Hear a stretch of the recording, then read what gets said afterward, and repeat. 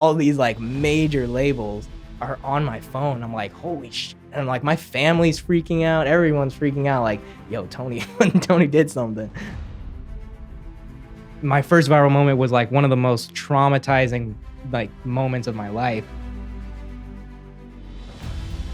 Hello, my fellow Martians.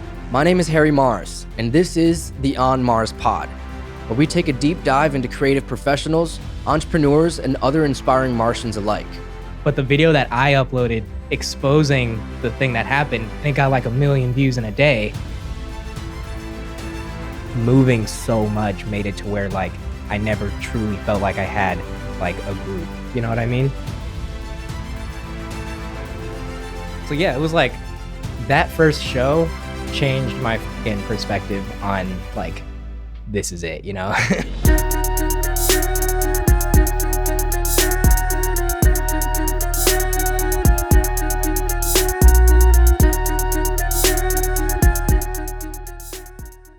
Hello, my fellow Martians. Today on Mars, we have an artist, musician, and an OG YouTuber. We have Tony22, aka TonyVToons. Thank you so much for being here, brother. Dude, yeah, I'm excited, man. Yes. Thanks for having me. Of course. So it's been a long time coming. Me and Tony met through our boy Futuristic and This Modern.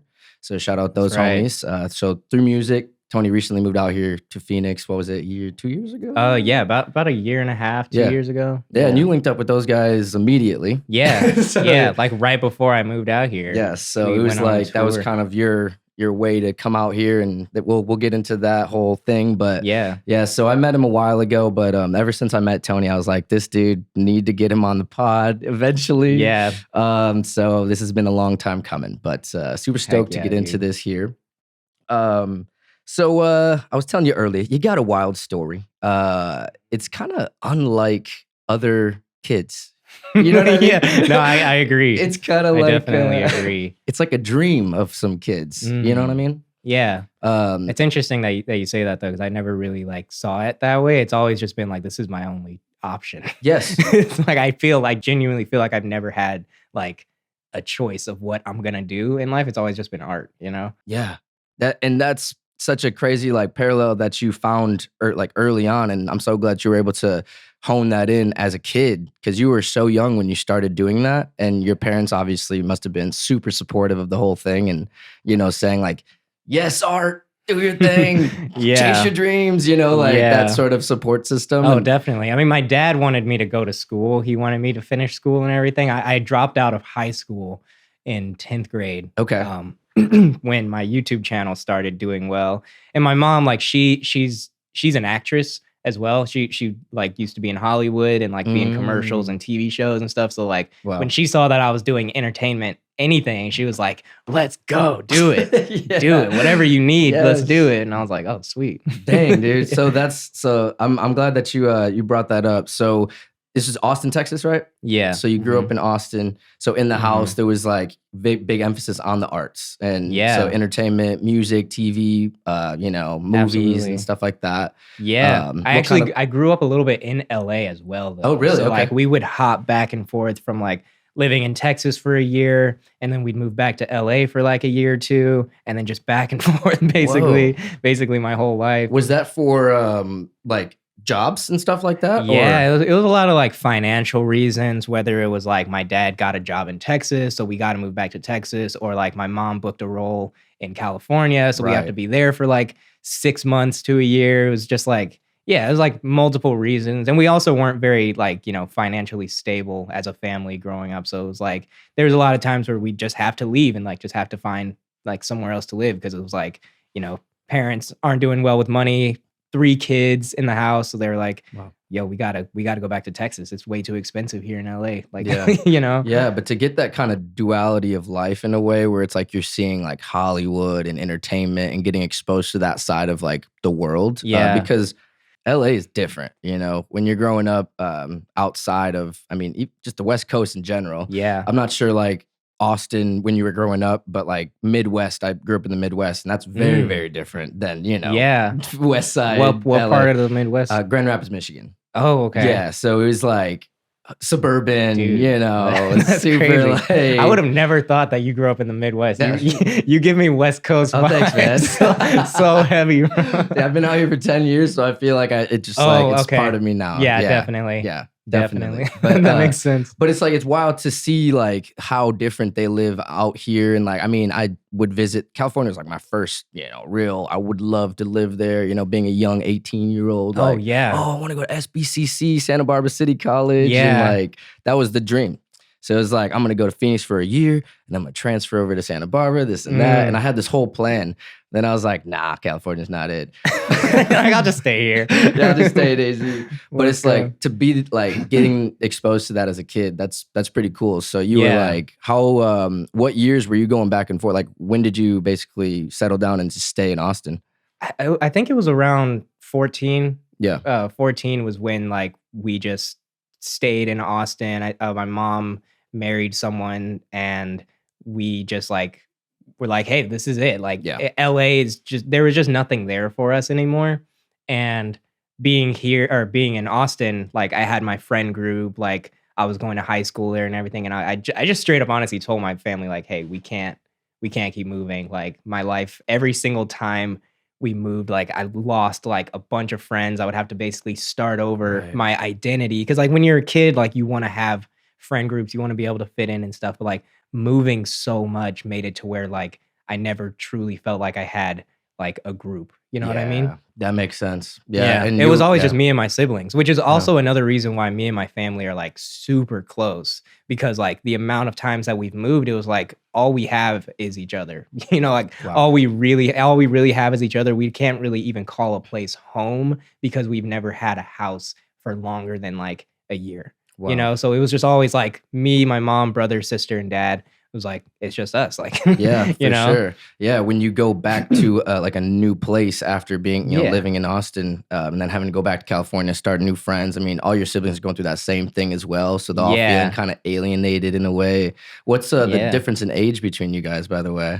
3 years. So my older brother is 3 years and then my older sister is 4 years apart from me. Okay. So nice. I'm the baby. Yeah. Nice. Yeah. I'm sure that was nice growing up. Oh, very, very. You were try number 3. Minimal punishments. Never really got in trouble. Yeah, totally. I could learn from their mistakes. Yeah, exactly. Exactly, dude. Yeah, there's an advantage to being the baby, for sure. Yeah, and I tell people all the time though, like about like not really having stability, but having a strong family identity was like so important for me, because it was like they are my home no matter. And now it's like, now we're all older, everybody lives in different parts now. It's like we still feel that connection, like no matter where we are, like as long as we got each other, that's it, Yeah, 100%. No, exactly. And I think that's such a core pillar to I mean, a lot of people that grow up close to their family, that's like, family is a great value of theirs, and I think that's important to have those core pillars of some sort. And family, to have family, even if it's like not blood, some people consider friends their family, and close people like that, but to have it actually be like your family and to have that support system from the beginning is so important. And I mean, especially in entertainment and being able to be like supported by your actual family in something so like sensitive as art, I think 100%. Is crucial to like. I don't think I would even be like doing anything artistic if it wasn't for my family. Like when I got into animation at a young age, my dad, he's an artist, so he draws all the time. So he would like, sometimes we'd be at the bank waiting for my mom and it would just be me and my dad. So he'd pull out a piece of paper and a pen and be like, hey, let's draw. So me and him would just go back and forth with a sheet of paper, and like he'll add something to it, he'll hand it to me, I'll add something to it, and by the end we'll have like this cool picture. And it was like, I was just doing that with my dad at like 5 years old and stuff. So he got me into drawing. And then my brother got me into digital animation because he's like super tech savvy. Like I always looked up to him as like, he knows everything about tech. He knows everything about the internet. So he got me into YouTube and like actually doing digital animation and uploading it. He was like, hey, there's this website called Newgrounds. Do you remember what Newgrounds is? I remember Newgrounds. That's Flash animations and stuff like that. Exactly. That was my first introduction to like uploading stuff. to the internet was Newgrounds. I mean, you were early. I was early to the game, bro. Dude, yeah. It was like 2007 and 2006 or 7 where I was like uploading. Bro, my first like animation. addictinggames.com, miniclip.com, Oh my God. dude, funnyjunk.com. All Dude, those you're unlocking memories right now. Is that shit? Especially if you were like being influenced by your older brother too, because like I'm like 5 years older than you. So I was like, so you said, how old is your brother? How much older? 3 years? 3 years. Yeah. Yeah. So it's like, he was probably, you know, seeing the same things I was seeing, so showing you that. So like we were growing up, you know, being exposed to the same things, even though we were younger. So it's like the fact that you remember those things is wild. Because I was a baby. So you were like, that's so funny that you mentioned that though too, because it's like having older siblings make, like, just like you say, it exposes me to what they're exposed to. So I honestly feel sometimes like I'm older than I actually am, just because I grew up on the same music that they were listening to, the same YouTubers they were watching, you know, stuff like that. Yeah, no, and I mean, on that same token, like you had like success at such a young age that it's almost in the same note that like nowadays, like 30-year-old feels like fucking 60. Yeah. You know? Yeah. It's just like, you're like 25, you're like, oh God. Yeah. Oh my God. I'm dying. Hitting 25 last year was like such a painful experience. I was like, I can't go back. Like I'm mid-20s now. I'm not, I can't even make an excuse anymore for fucking up. It's time to lock in. Yeah, it's time to lock in. It's time to be an adult now. Dude, you know what's funny is like some people don't even have that realization until 50, you know, and it's like, that's also wild. I can't imagine being 50 like, bro. All right, time to lock in. It's time. No fucking way. Yeah, dude. No, I mean, but the fact that you were like exposed to these things early on and like basically your brother's showing you that this is a path. Yeah. And like kind of you seeing that light and you didn't. Yeah, exactly. And I think that's such like an important piece to that. And I mean, to kind of talk about like those early days of I mean, influences with music. And I kind of want to talk about that.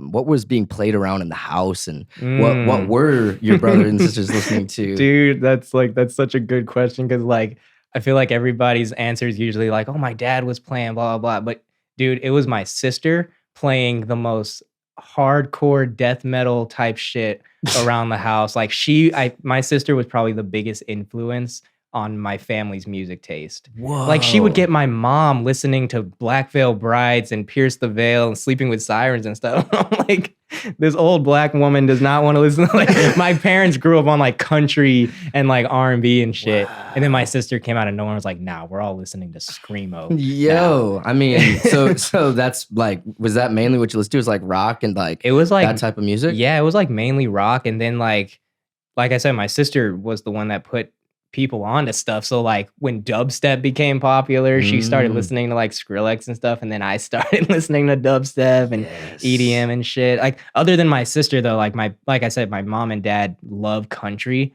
So like road trips from Austin to LA would just be country for 2 days straight. Yeah. Just like, damn, dude. So you were exposed again, just like duality of both extremes. Exposed to so much. Like I didn't know what to take in and what to leave out. So I just took it all in. Like, I mean, it makes sense. Yeah. Buffalo Farm and Tony22. Dude, yeah. It's like, I don't know. I truly sometimes don't know like what I even like. Yeah. Because it's just like everything has an aspect of like nostalgia to me. Yeah. You know, like I was listening to like Blink-182 to like Jonas Brothers and Justin Bieber, classic R&B. My mom would listen to gospel sometimes, like in the mornings when she would clean and stuff. And it's just like, there's inspiration to take from every genre. And I always try to do that. And people always say like, you are genre fluid because you just like try to make everything. Yeah. And some genres I think I do better than others, of course, but it's like, I'm always down. Yeah, man. To try stuff. Yeah, you know, to have the mindset like that is a way to do it, because I remember there was a time, I mean, 2017, 18, where genre blending was almost seen as like a bad marketing, you know, like a bad thing for business. Yeah. Because then it's hard to categorize you, hard to do playlisting, hard to pitch you in certain things for blogs and shit like that. Back when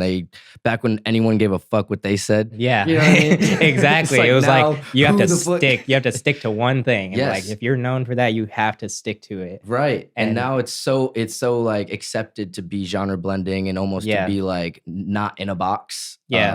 And I love that for the state of creatives and musicians. Oh, especially. 100%. Like Yeah. back when Jay-Z got on stage with Linkin Park, it was like, what the fuck is happening dude. right now? That was like a mark in time. Yeah, That's like just like when they did that walk this way, Yeah. talk this way. Yeah, like yeah. Aerosmith Run DMC. I know, yeah, that was crazy. That was like the first one where it was like hip hop rock. Like, who are these guys? Yeah, and it's like, oh, we can all be friends. That's cool. Yeah, Nice. we can all be friends. And then artists like started doing it themselves. I think like an artist like XXXTentacion was one of my biggest inspirations. In, you know, it doesn't matter what you got popular for. Like if you're willing to try anything and you think you can do it good, it's like I feel like you can do any genre, you know? Yeah, absolutely. And yeah, that's it. It's all about like doing it with passion too. Yeah. It's like whatever music you're making, if you love it and it like shows, then people are probably gonna like it too. 100%. And that's, I mean, I think something that you kind of you've held that value very close to heart. Like everything you do, you put in like 150%. Oh, dude, thank you, man. Of course. I mean, from when you were a baby, you know, 10 years old, starting a fucking YouTube channel. Yeah, exactly.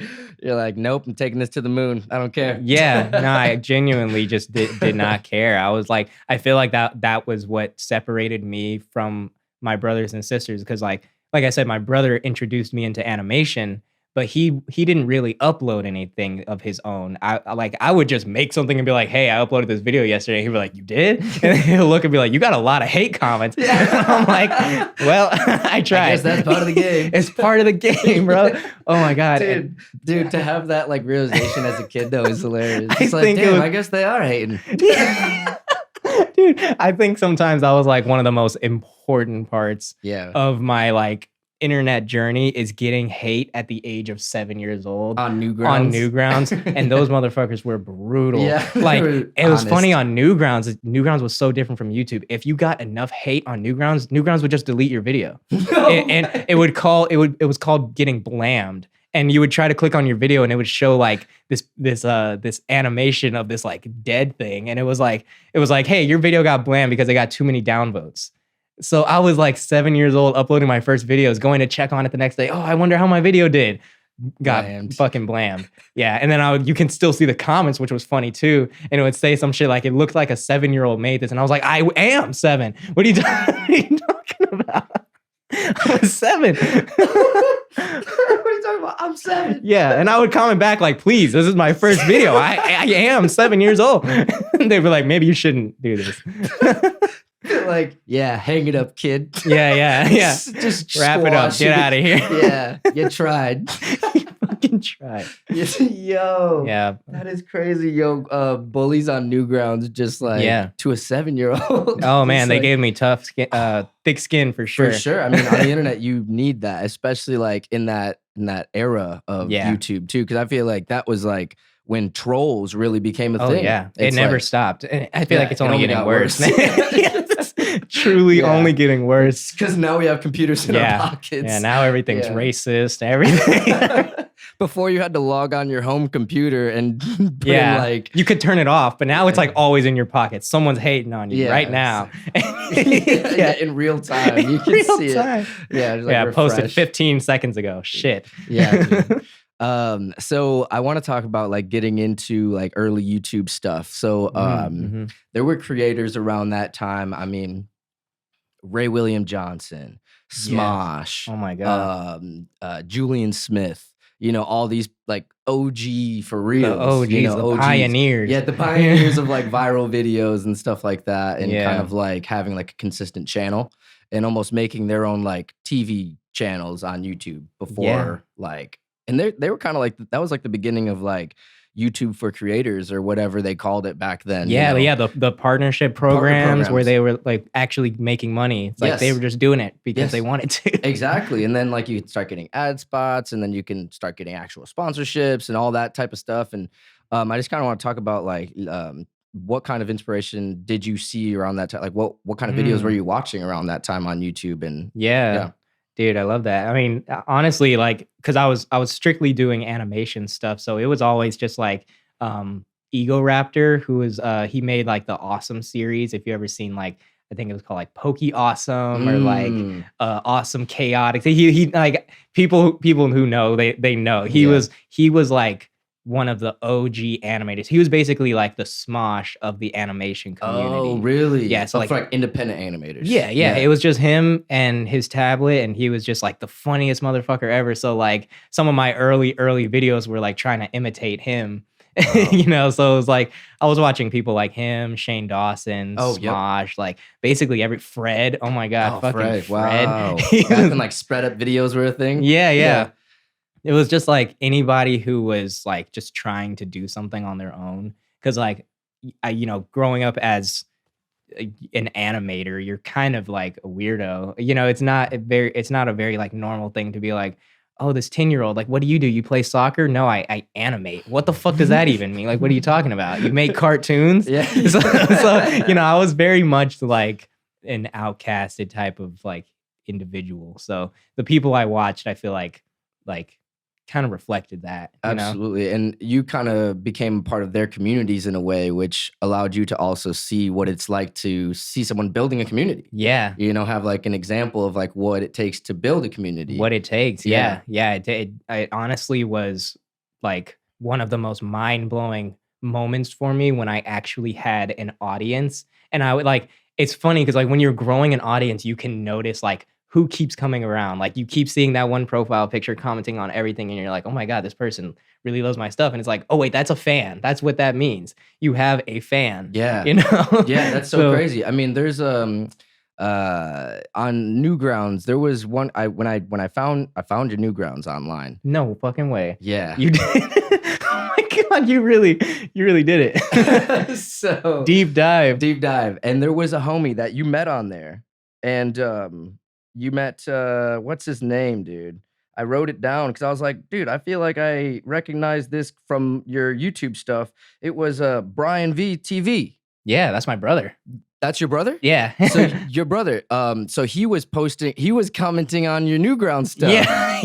Dude, that's so funny. That's hilarious. Yeah, that is, I didn't know he was that a real he was one. your brother. Yeah. So that's your brother. So he's the one that got me into it. Yes. that makes sense because you guys ended up starting like a gaming channel together. We did. Yeah. So that's your brother. That makes sense. Yeah, cool. Exactly. It was like, it made sense because it was like I said, I started uploading videos before he was like uploading his own videos. So like when I would upload something, he was like, oh shit, like Tony's actually doing something with like what I showed him. Yes. So like he started a YouTube channel, he started a Newgrounds too. And like we were like we would go back and forth. Amazing. And it would be like, you know, 1 month we'd be like, hey, like I made this animation. He'd be like, oh, I made this one. So like wow. we were like kind of like this dynamic duo of like, you know, we were trying to make it like as a partnership. It was a ride, dude. That's so awesome. That's so much cool. I was like, dude, there's just like a random person he found online, but like that's so much cooler. That is just that's like, funny. I was wondering who you were gonna say too. Yeah. Like you met someone because like I had a good amount of like internet friends who I was like really close with and would upload a lot of videos with.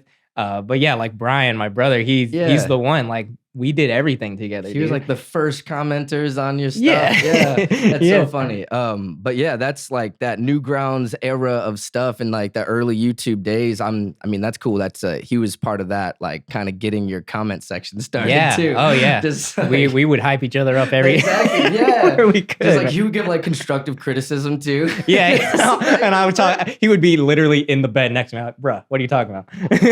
You like see the comments, like look over. Yeah, I was like, did you just write that? What are you talking about? So then around like 2009 then you probably like, was that around that time when you started like writing scripts and like really putting things together and like recording your own voice? Yeah, I would say like 2000, maybe about like 2012 was when I was like really trying to take YouTube seriously because before then it was just like, you know, making animations just to make my brother laugh or just to show my family, just to upload and get like 200 views just for fun. Because like I was a bored kid. I was also homeschooled for a couple of years too. So it was like some days I'd just wake up and be like, it's fucking internet time.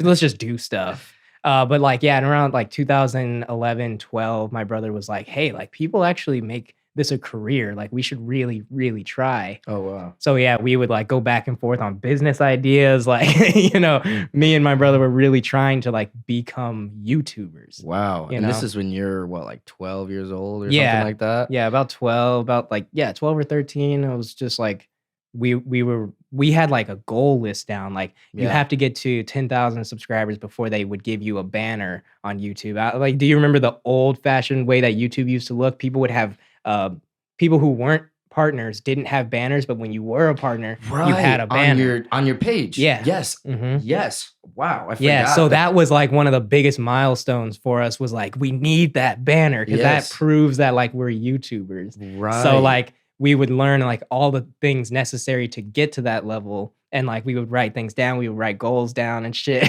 Wow. I mean, the fact that you guys had that type of like business structured mind when it came to YouTube is the reason why you were able to take it to the level that we were just obsessed. Dude. Yeah, exactly. We were so obsessed with it. Yeah, man. And it was like crazy. You were doing it on such a consistent basis for such a long time. Yeah.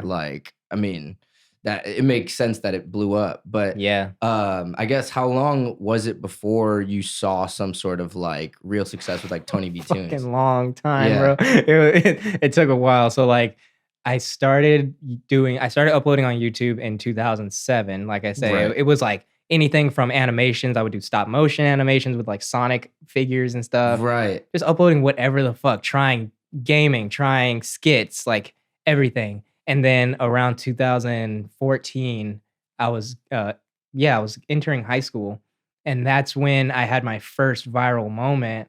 My first viral moment was like one of the most traumatizing like moments of my life because I made a PewDiePie animated video.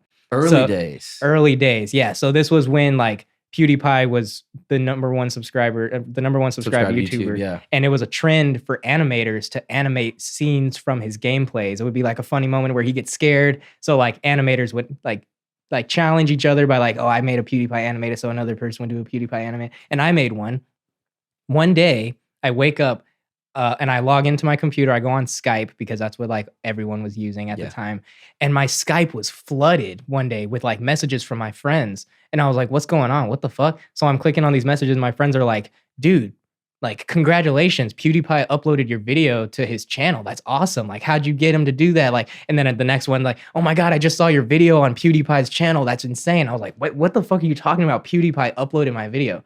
First of all, I never like intended for him to, it was just up on my YouTube. Yeah. So I go to PewDiePie's channel and somebody stole my video and changed my watermark to their own watermark and said it, at the end of it, it said animated by like some motherfucker who wasn't me. So I was losing my shit. I was like, oh my God, someone stole my video. So this was on PewDiePie's channel, credited incorrectly. It got like almost 1 million views in one day. And keep in mind on my channel, it had like 200 views. So I was like, I've never seen those type of numbers in my life. The comments were super positive. Everyone loved the video, but the problem was it was stolen. I got zero credit for it. So then, I mean, so I assume that you like, got that taken care of? I did what I fucking could with my 14-year-old brain. My idea of retaliation was make a video explaining what happened. So I made this video and I was like, hey guys. Hello guys, TonyVToons here. I just have a really big thing to talk about right now. Someone stole my video and PewDiePie uploaded it to his channel. PewDiePie stole my video, and I was like, but I know he didn't intend to. He probably didn't know. And then like I messaged PewDiePie on Twitter, like, hey, the video you uploaded was stolen. Like it was actually by me, not the person who said. And he was like, oh shit, sorry about that. Like I didn't know. So like me and PewDiePie went back and forth, which was also crazy. I'm talking to the most subscribed YouTuber right now. And I'm like just some kid animating in my fucking bedroom, you know? I mean, but shout out to PewDiePie for actually like opening the message, honestly, and making it right. He was really cool about it, and I was like, yeah, sorry about that. He was like, hey, I just took it down. Like, sorry about the confusion and stuff. And it was cool. It was taken care of. But the video that I uploaded exposing the thing that happened took off, and it got like 1 million views in a day. So that was also like, holy shit, now my channel's blowing up because of this whole PewDiePie scandal thing that happened. So then I uploaded like more videos, and they started just doing crazy numbers.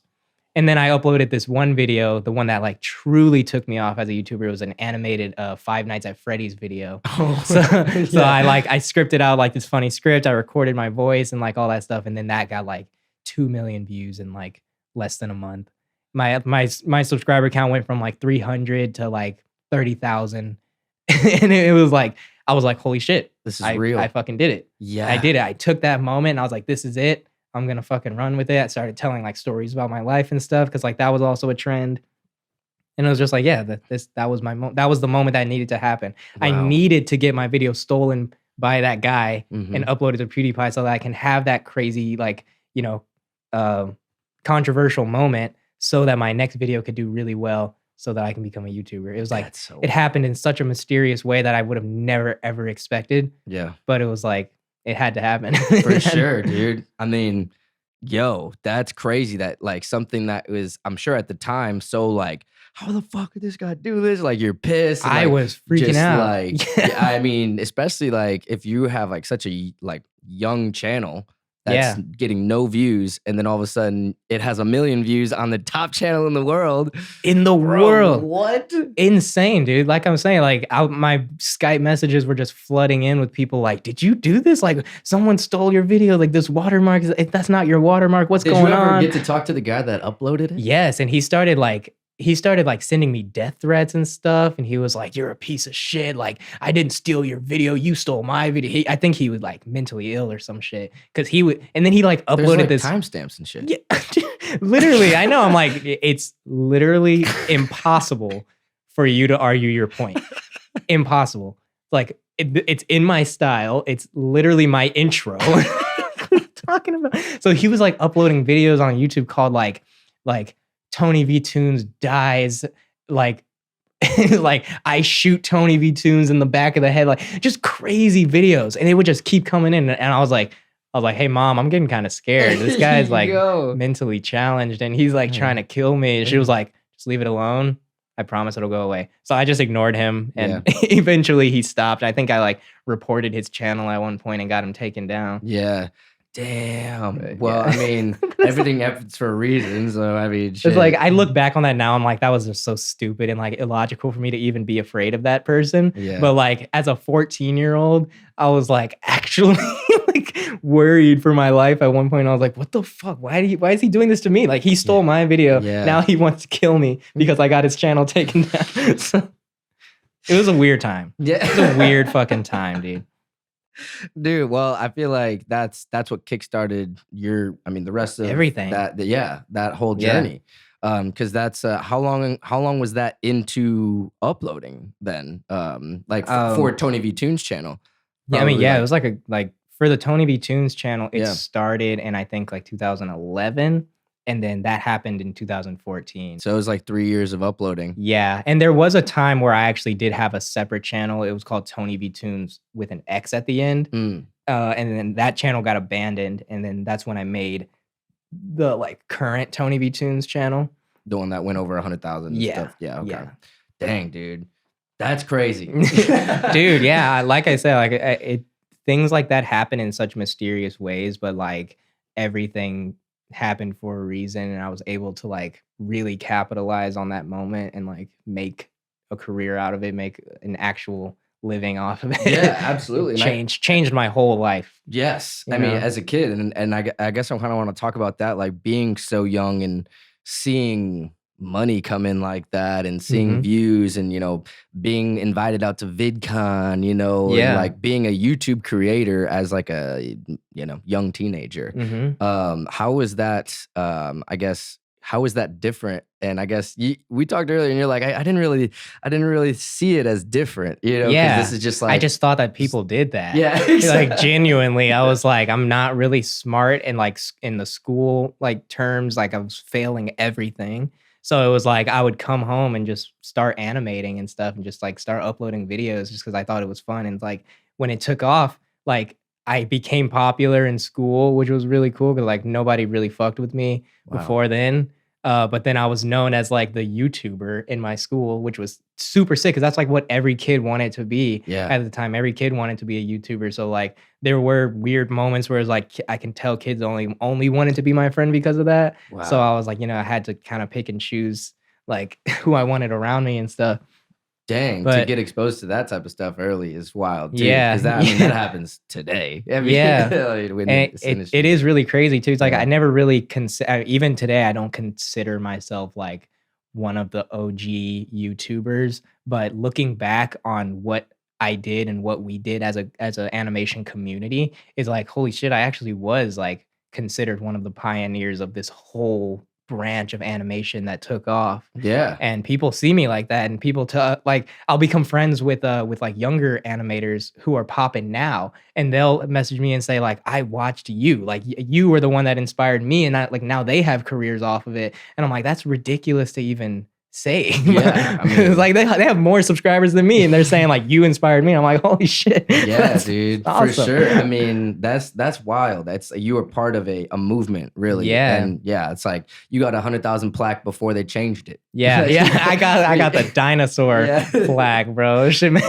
I saw Kaz's plaque the other day, and I was like, mine don't look like that. That's crazy. You're like, damn, I was stoked when I got mine. That's if you drop mine, it will break. It will shatter. So there was a couple things on the channel that I wanted to just like talk about before we move things past the animation stuff, because this is like a really big part of your life. That's why I think it's huge, really important to talk about. Mm-hmm. So there was in the time of prank calls. Yeah. And you had this like prank call series where you would call this like cookie place. Yeah. I'm Tony V and I want some cookies. Yeah. I am Tony V and I want some cookies. Yeah.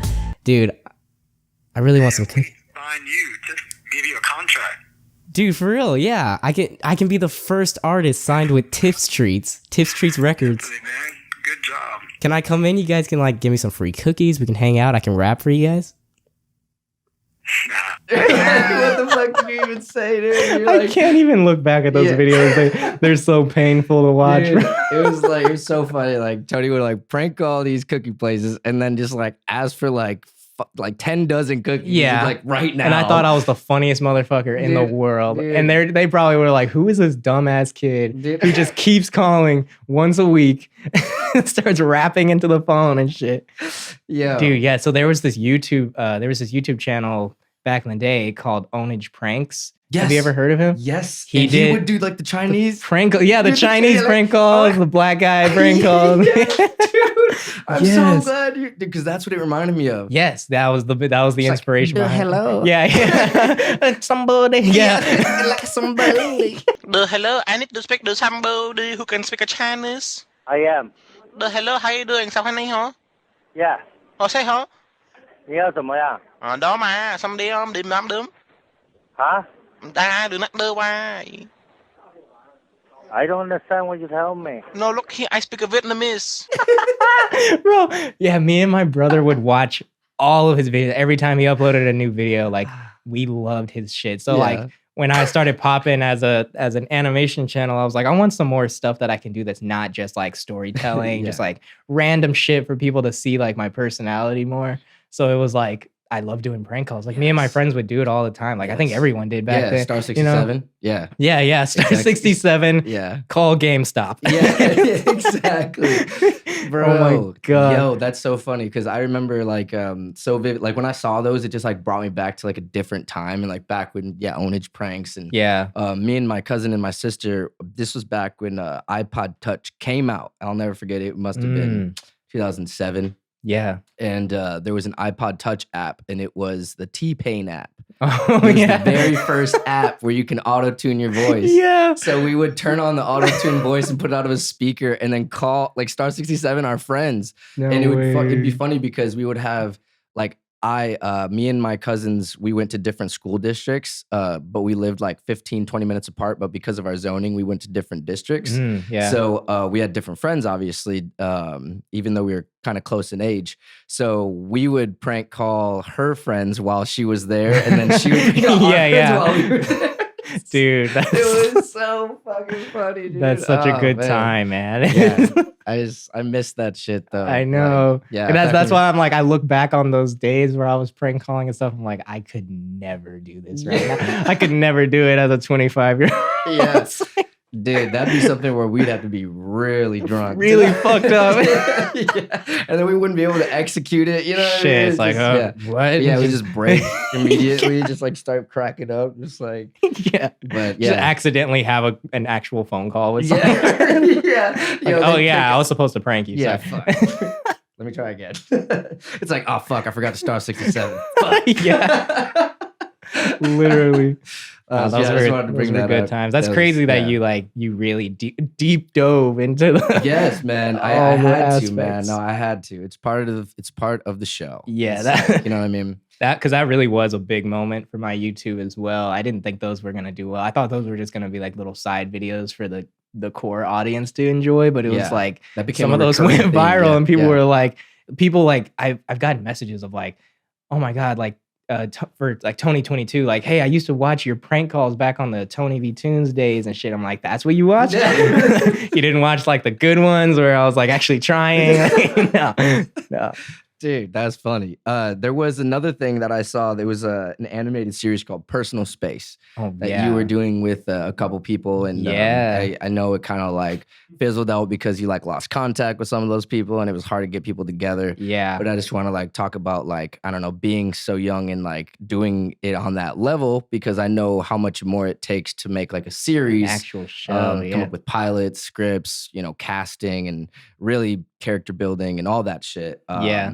So I just want to talk about like, what was that mindset of like even doing something and taking on a Mm. project of that caliber at such a young age? Wow, dude, you know what's so cool about like these questions is they're making me realize just how inspired by others I was. Because it's like, you'll see someone doing something and you'll assume it's original. Like you'll assume like it was an original thought. And like now I'm looking back, it's like everything that I've done was like truly, I just enjoy watching people and I enjoy like emulating what they're doing because it was just fun and I just like I enjoy something so I want to try it. So Yeah. there was this animated series on YouTube and Newgrounds called Ed's World, and it was this animator.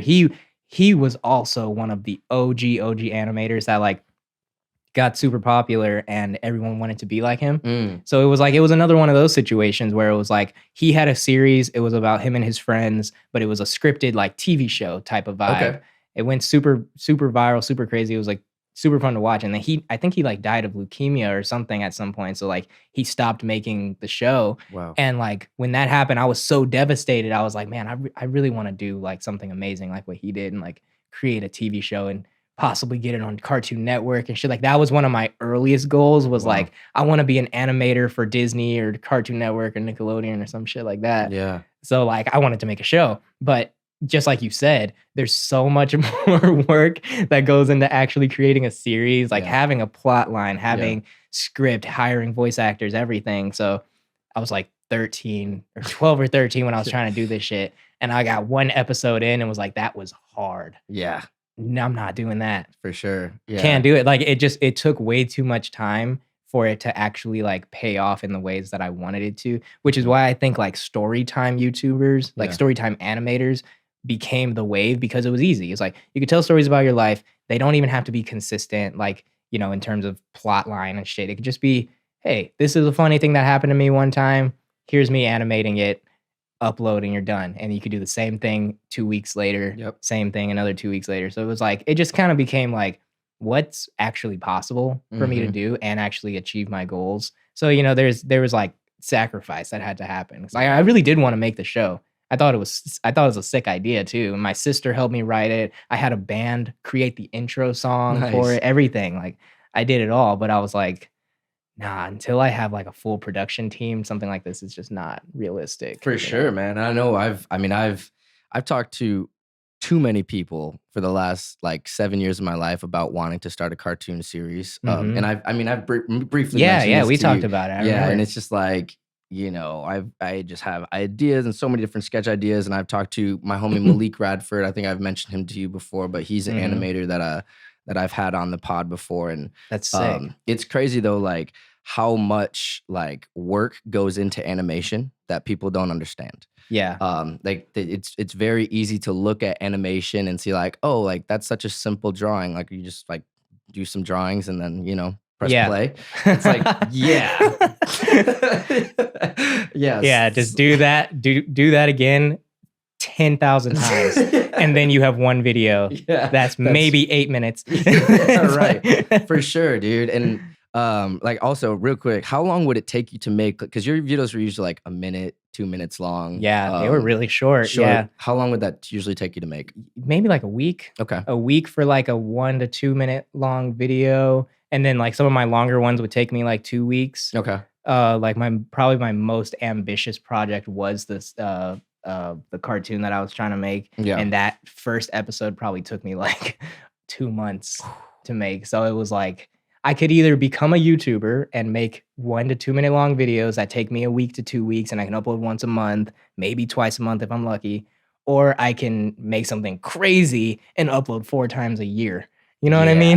So it was like it'd be way much harder to grow. Yeah. It's like, yeah. The whole you took that path at the time for a reason. I think it was strategic because it's not to say that you can't go back now and with the talent that you have now, and also you can hire people to do the dirty work and stuff. Exactly. Like you when you have just like direct it and like, produce it versus being the one that's actually doing the animation. You can outsource now. You can hire people overseas. Like it's so much more possible today than it would have been for me at 12 years old. But it's like, I didn't think about any of that. I was just, and I don't have money. I didn't have money either. I was just trying to do shit. Exactly, dude. So to do it on like an independent level is crazy. Yeah. I mean, it's very ambitious to take up that project. I mean, but that's the type of shit. Like once you bit that off, you're like, I have to chew it now. Yeah. Like, I fucking chew it and swallow it at least. Exactly. So the fact that you even made one episode is a big deal. Yeah. And I know you posted like 2 minutes of it on online, and I watched the 2 minutes. I'm like, it's wild because even just in that 2 minutes, you could see how much like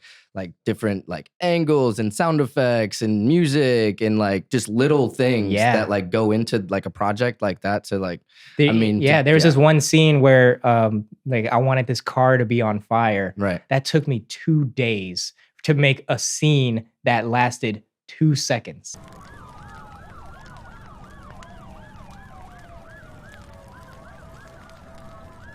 Hey, watch it. Ow, that's my arm. Shut up, kid. Alan? Yeah. On screen. I was like, damn, that was days of my life now for that. I was like, At what? the end, you're like, was it worth it? Yeah. yeah. I was just like in my room, just stressed out, like I'm paying bills and shit. Yeah, my mom will walk in like, dinner's ready. What the fuck are you doing? Like, get off the computer. You got like a half cup of coffee left. Yeah. Yeah. I don't know how to make this car blow up. Yeah. My mom's like, get the fuck out of here. Yeah. So then I want to talk about the transition time, because there was a point in time where you stopped making videos regularly, and it was getting to a point where you were making music at the same time as kind of making these animations. And it was like there was a point in time where you were doing both. And it was like some of your music would get uploaded on the TonyVToons channel while you were growing the other music channel. So it was kind of like a lot of like balancing going on. And then there was a moment where you're like, all right, this is where it is. And there was like something that you said that I want to just like bring it up because, I talked about this earlier, you should never do something if you're not feeling like you're putting 100% of yourself into it. And I think that's like, that's it. You nailed it right there. And like from the beginning, since you were a kid, that's all you knew. Yeah. So I just want to talk about like your mindset when you started realizing that you weren't putting 100% in either of those buckets because you felt like you had to keep one going. Yeah, man, dude. Yeah, that was definitely a tough time for me because it was like, you know, just like you said, I spent my whole life basically from the age of like 7 growing this skill to animate, growing this community that I like dreamed about basically, just for one day to be like, I don't really feel the same way that I did before. It's not really like calling me the way that it was. You know, I didn't feel like I was able to express my actual feelings in the ways that I wanted to. And I would try. Like there were moments where it was like I'd make animations that were a little more serious than the other ones because I was having a more serious mindset. I was like aging, you know? But it was like they wouldn't hit the same as like making a goofy video. And it's like I couldn't really bring myself to do that, you know, like at least in the caliber that I was when I was like 15, just like actually on some dumb shit and just like, you know, was just having fun. When I was like 18, 19, I was like, you know, there's a point where I was like homeless for a little bit, not like homeless, but like, you know, like I was couch hopping between family members. I didn't really have a spot to like call my own. So it was like, I'm uncomfortable in life. I was going through breakups. I was like, you know, like smoking a lot, drinking a lot more. It was like my mindset is changing. I'm growing in these weird ways. It's like I can't express through animation. So it was like I could only express that through music. So I was feeling my soul going in this other direction that was like every time I wanted to do something or create, it was something musical. It was something like serious and deep where I wanted to like, you know, show myself and like present myself to the world. And I just couldn't do that through animation. So there was a point where I was like slacking. I would force myself to finish videos and it was dreadful. I would like have to, you know, put on TV shows and like, you know, do anything I could to like get myself to do this task. It felt like work. And it was like work. Yeah. At that point I was like, oh my God, this is what that is. I'm like putting myself through a 9-to-5 right now, which is like the one thing that I wanted to avoid the most, you know? And I was like, I'm not enjoying this 100%. Music's the only thing that I'm like really, really passionate about right now. So it was like, yeah, I had to find that moment and like really cut it off. And it was like tough trying to upload my stuff to the channel too, because it was like some people who just wanted animations were like, what the fuck is this? This animator just uploaded an album out of nowhere. And like looking back, I'm like, that was stupid. I shouldn't have done that. Should not have done that. But I was like at the point where I was like, fuck it, they're gonna like it whether or not, you know, like, totally. You know, just because they're your fans. Yeah, exactly. And I was like, whoever doesn't like it, I don't care. And I think that was like a very like self-sabotaging mindset to just think like whoever doesn't like it can leave. Like that was bad because there was a point where like I was uploading so much music where I lost like 10,000 subscribers in like a week. No way. And I was like, fuck, this is not going well. You know, but the thing, it was like the people who did like the music really liked it. So it was like, it wasn't even that like people hated what I was doing. It was just, they didn't subscribe for that. They didn't come to my channel for music, but I was giving them music. So they were like, I'm leaving. And I was like, I get that.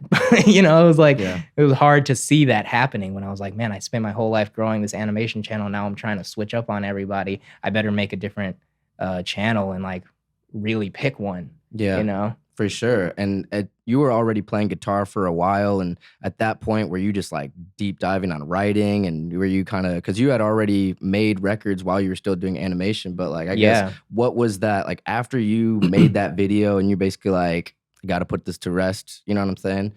What were you working on at that time? And like, what was that transition like? And how fast did you see growth within like the Tony brand after starting that for real? It took a minute for sure, but it was so worth it, dude. It was like probably one of the scariest moments of my life uploading that last video, the one that was like my true goodbye video. It was like 5 years ago, probably. 5 years ago. It was like right after COVID happened. It was crazy. It was like COVID, 2020 was one of the like hardest years for me because I wasn't uploading videos to YouTube because I just didn't do it. I didn't like it. And then I was uploading a bunch of music, but the music wasn't doing a lot of numbers. So I wasn't making money from this. I wasn't making money from that. I was like, you know, my lights would turn off one day. I was like, shit, what do I do? So I was like, I have to do something, man. So like I was going through a breakup.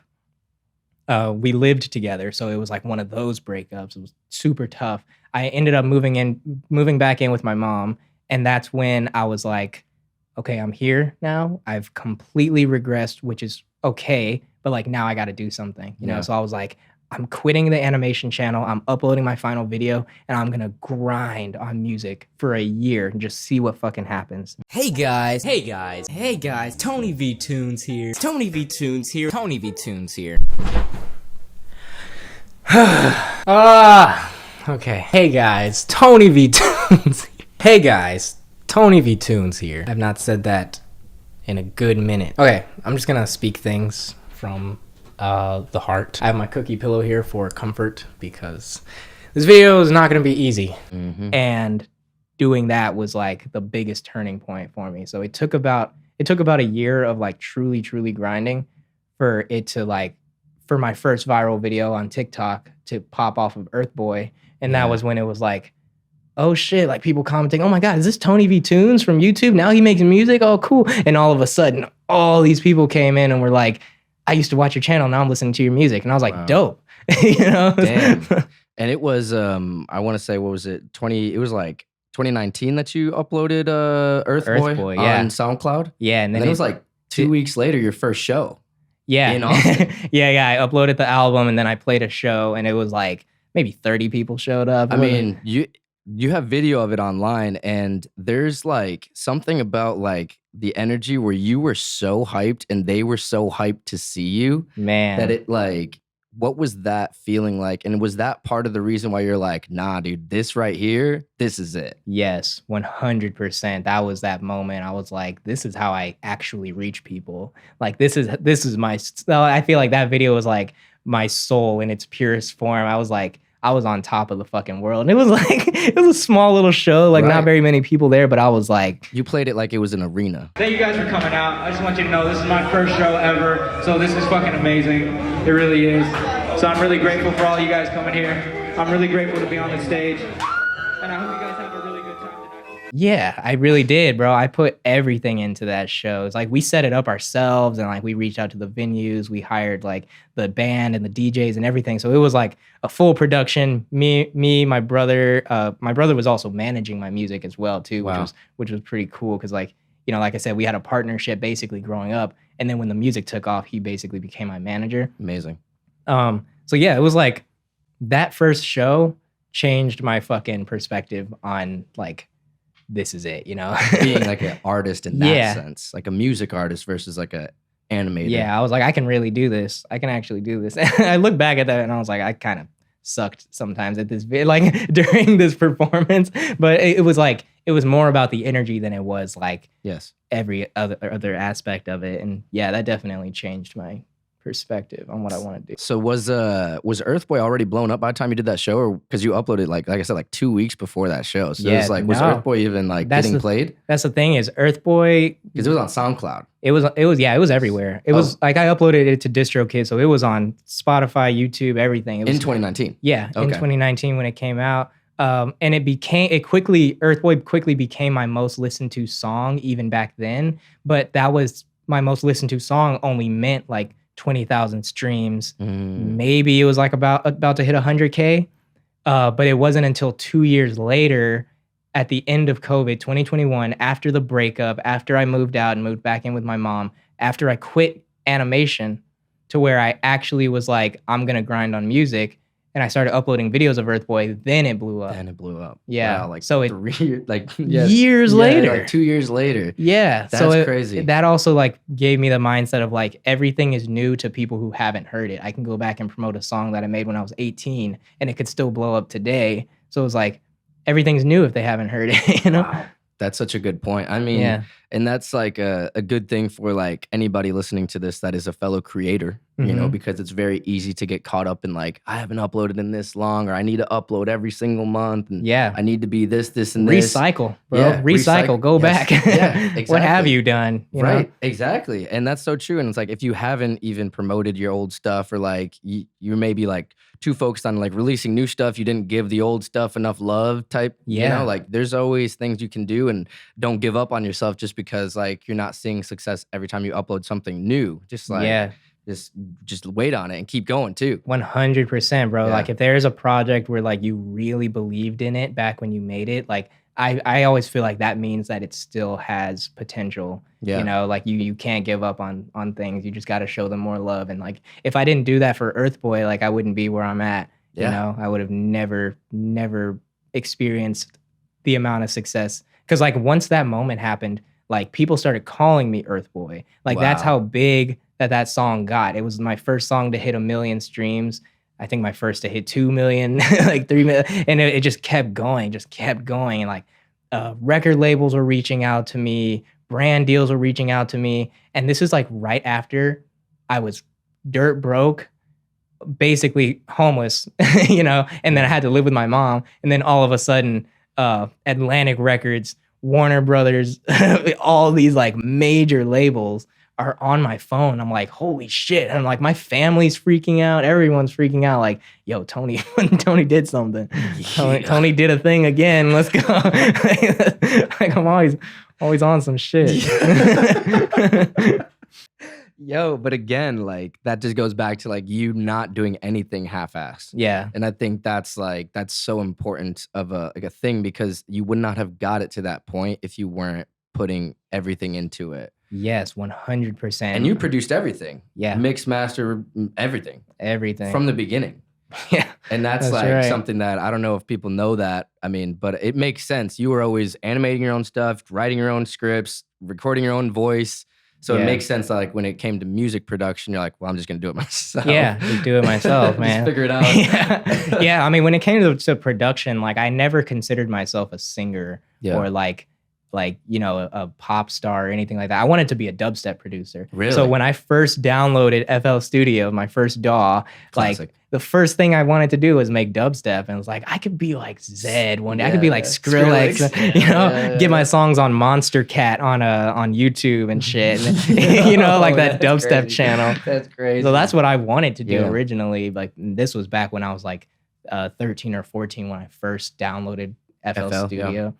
But then, you know, I quickly realized like, no, I think like singing would be the way to go. And me and my family, like we go to like karaoke nights all the time and shit. I mean, you know, I've been karaoke with you a bunch of times. Like we are truly obsessed with karaoke as a family. So I love that, dude. Being on stage and singing in front of people and just having fun has always been like something that we love, you know? Yeah, so that's something that when you started making music, I'm sure you were able to kind of channel that same like love of singing when you started making your own music. Exactly. It's kind of like, it was like the same energy that Newgrounds gave me. Like when I was 7 years old uploading videos and people were shitting on them and like calling me shit, it gave me thick skin so that when I did stuff later on, nothing really fazed me. And it's kind of the same with like singing karaoke. I always tell artists like go to karaoke and like really practice, because when you're playing in front of like 10 people who don't give a fuck about you on that stage, you're gonna be able to carry that same energy into when you're playing your own shows. And let's say like not as many people show up as you wanted. Like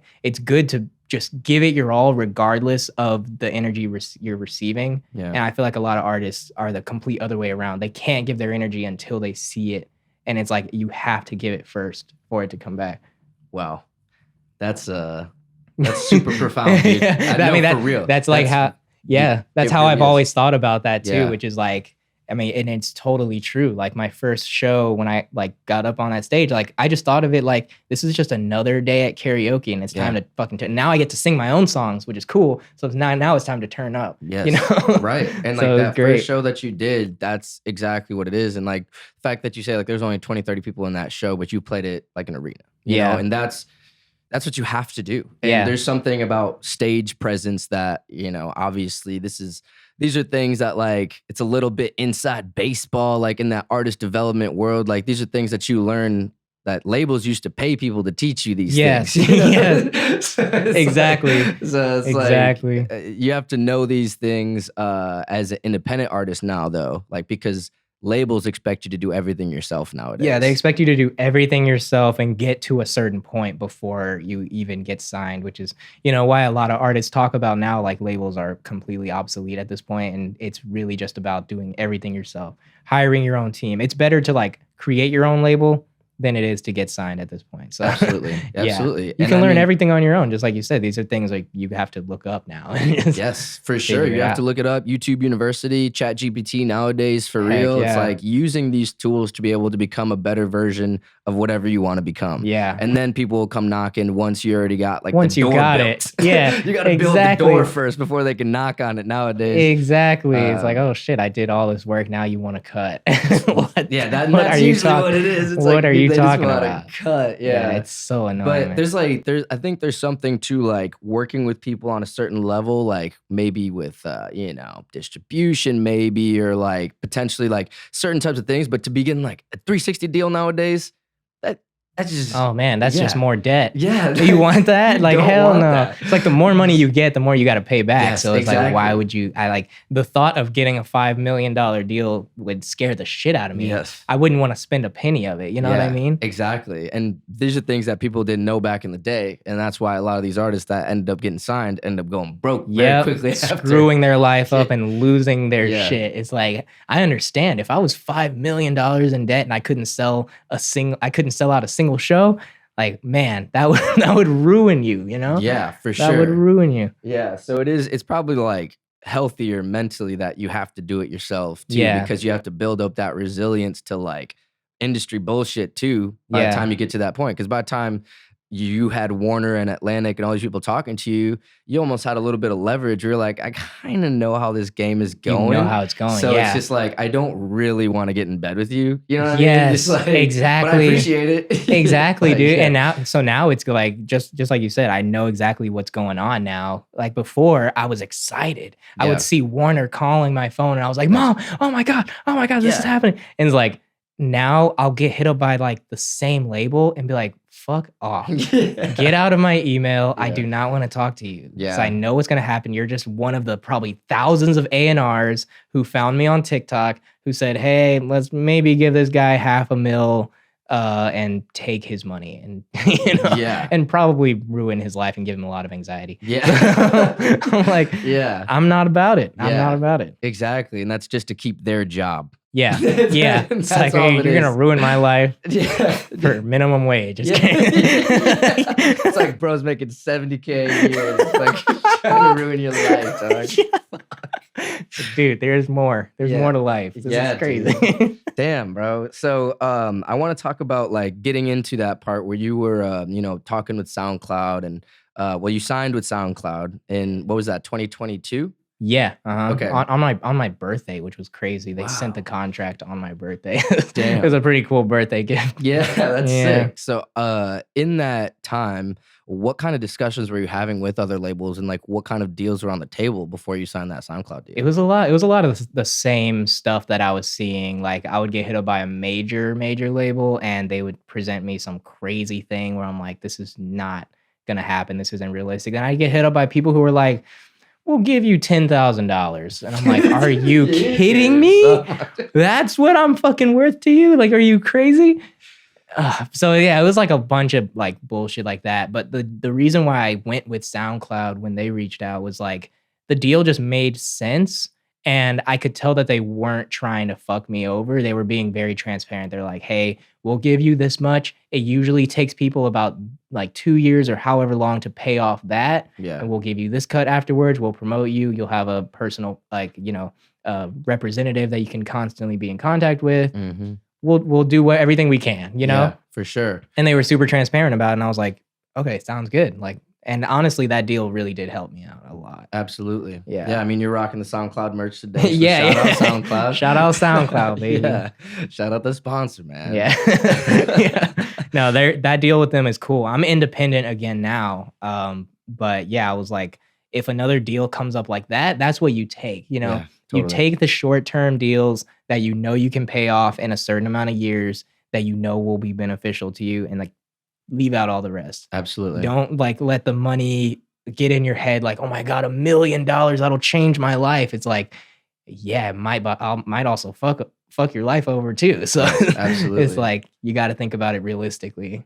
For sure. Yeah. And also, like, don't get blinded by like the names too, because it's easy to just be like Atlantic, Columbia, Warner, Sony, Yeah. and be like, stars in your eyes. But it's just like, and then you look at SoundCloud, it's like, SoundCloud? Yeah. It's But like, it's just a fucking just a SoundCloud. website. Yeah. Like you're signed by a website. I didn't even know they did that. And that was like the conversation I was having with a bunch of people when I Yeah. signed to them. They were like, SoundCloud signs people? I didn't even know that. I Yeah. was like, yeah, it's a distribution deal. So Yeah. it's like I dude. uploaded my music through the SoundCloud interface and all that stuff. And it was a good deal for me. Yeah, you know, absolutely. for me, that's the thing. Yeah, and I think everybody works differently, but that was such like a smart business decision, because had you taken a different deal, you might be in a different place. And it might have also like demotivated you with the music shit if they would have had too much say in what you did. Yeah. Because that would have been annoying. Because I'm sure SoundCloud was, because they've always been pro artists. Yes. And I think they've always been one to push creativity and like give the control to the artist. So it's like, I'm sure there was no issues with like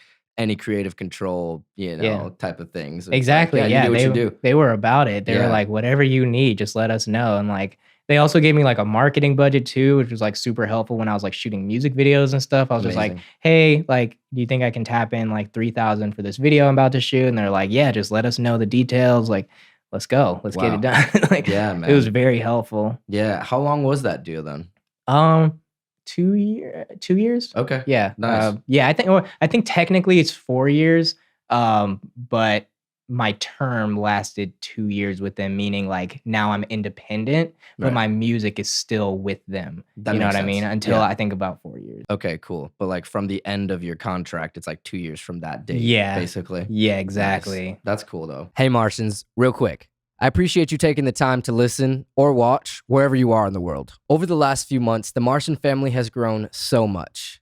I could not be more thankful for all of my guests and every single one of you who continue to tune in every single week. Subscribers, ratings, likes, and comments all help us grow here on Mars. And it would mean the world. If you haven't already, please go to onmarspod.com/subscribe to subscribe on YouTube. Like and leave a comment, rate us on Spotify. All this good stuff helps keep the engine running to inspire Martians all over the world. P.S. Follow us on Instagram @onmarspod. Okay, let's get back to it. So still Tony22, signed with SoundCloud, still living in Austin at this point? Or this like when you, Yeah, still in Austin. Still in Austin. And then Futuristic comes into your life somehow, online, reaches out to you? DM. Said, Classic yo. Futuristic. Said, yo. Say, yo, you're futuristic. What are you doing in my DMs? What are you talking about, yo? He was like, think your stuff's hot. We're going on a tour. Do you want to come? Like that was basically how that conversation went. He gave me his phone number and we had a call and he was just like, hey, like, I don't know if you know who I am. I was like, yes, I know who you are. Futuristic, what are you talking about? Like I was low key like freaking out. I was like, this is crazy. So yeah, like they offered to put me on Michael Minnelli's first headline tour as the opener. So that was my first introduction to Zach, Futuristic, and the whole team was like, we just want you as an opener. That was the whole thing. They didn't even like really want to sign me or anything like that wasn't the intention at least. Right. But yeah, when that happened, my girlfriend Jada, she already lived out here in Phoenix. So I was just coming out to visit her. Oh wow. And I found out like, oh shit, like your team is out here too. Phoenix? And they're like, yeah, like let's link up. Let's like get food or something, hang out. And me and Zach had a song together as well. We never put it out, but he was like, why don't we shoot a music video while you're out here too? It'll take like a day. I was like, say less. Okay, cool. So we somehow got a video idea ready before I came out here. It was like, shot the video. It was dope. The next day we were just like hanging out, talking. And I was like, are you guys looking for artists to like sign and manage and stuff? And then, yeah, that conversation kind of sparked and they were like, yeah, I think that would make sense. So you asked them if they were looking for artists? Yeah, I did. Wow.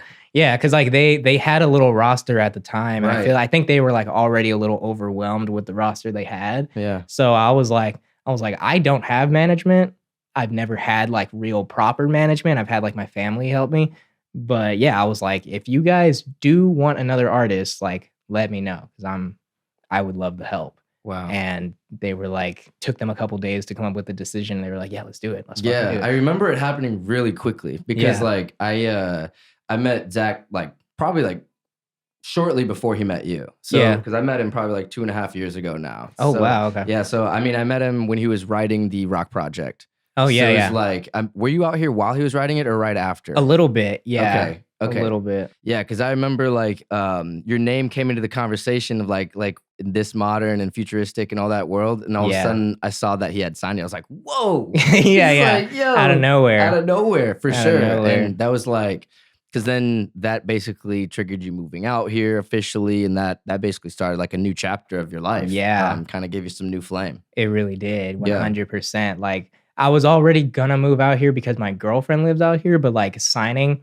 with them was definitely like okay, this is for sure needs to happen. Yeah. Like I need to be out there. I need to be close with them. Like get to know all their friends, everything. And like that's exactly what happened. Like Zach introduced me to literally everyone. So, so I was like, man, like now I have like not only like a solid like group of people around me who I work with, but like also dope as friends that I wouldn't have had otherwise. And that was like one of my biggest fears moving out of Texas was like, I don't know anybody in Arizona besides my girlfriend. So I was like, I don't want to be that guy who's just like waiting for her to come home every day. Like, you know, I was like, I need friends. So dude, yeah, it's a blessing, man, to be around like creatives. I mean, even like people we just like do skits with and just like hang out with. And I mean, just the other day we had Gunboy Kaz for his 100K celebration at the house. Stuff like that's awesome. That's so cool, man. So cool that we can do that. Yes. And celebrate stuff like that with the homies. It's like, it's so inspiring to be around you guys and seeing the stuff that you and Danny make together. I'm like, damn, I need to make some music now. Let me go home.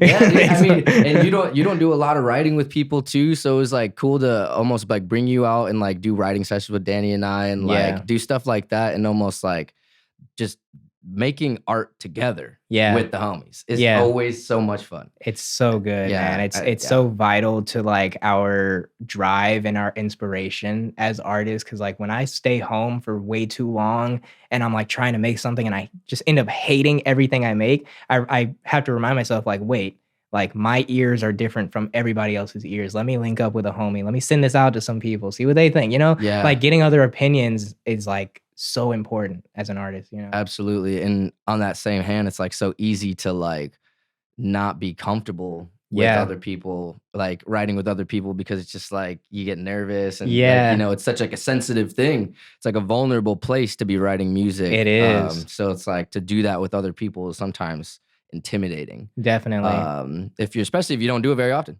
Yeah. So I'm like, I feel like you do that really well, which is crazy. Like how do you think that you've been able to like overcome that like survival instinct of being like, no, I shouldn't say that, or I shouldn't like you know, give that advice, or you know, stuff like that? Yeah, I well, from when I first started making music, it was like all from my own shit. So it's kind of like I was rapping and that classic, you know, high schooler, like rap with your friends, and like I was making all the beats and I was producing all the stuff. So it was like every time that we would have sessions, I would be the one on the sticks, but there would be like 3-4 guys in the room. So we were always throwing ideas around. We were always helping each other write our verses and stuff. And if we got stuck, or like for instance, there'd be and I was always like the engineer, kind of, you know, engineer on GarageBand. yeah. With a fucking Rock Band microphone with a pantyhose on top. You were him, bro.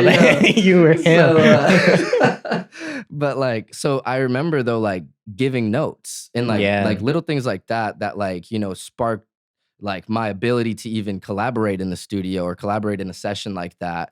And I think those types of like those sessions where we were making dog shit, but like I was excited about it. We were all stoked to make the best possible thing. It's just like, oh man, you kind of fumbled on that line. Redo that. Like, let's do a double here. Let's do a harmony here, you know? And like that stuff was super early on, that like I was hearing these things and like almost like asking my friends to do these things. So I feel like that was like part of the reason why. And then it was like, when I moved out here 10 years ago, it was like 3 months in. I think I might have told you this, but like when I first met Marcus, so I met Marcus from teammate Marcus, this modern, met him on Twitter 3 months in, because I was like a producer looking for artists out here. It's like literally why I moved out.